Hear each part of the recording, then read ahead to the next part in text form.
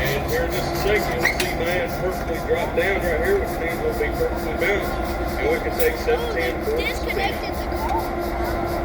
That's the brake line. Lewis number 710, our beautiful diesel electric locomotive that was pulling our train today.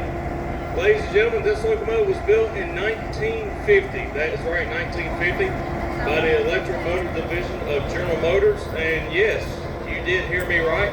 General Motors did create something else besides automobiles, and that is in the fact that they create locomotives.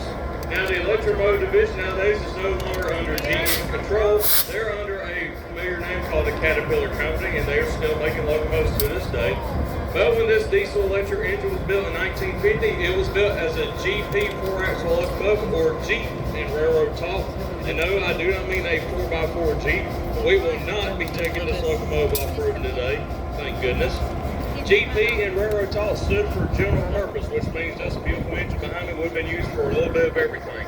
It would have been used for yard switching freight duties. It would also been used in freight train hauling services, as well as hauling a few passenger trains during its lengthy career.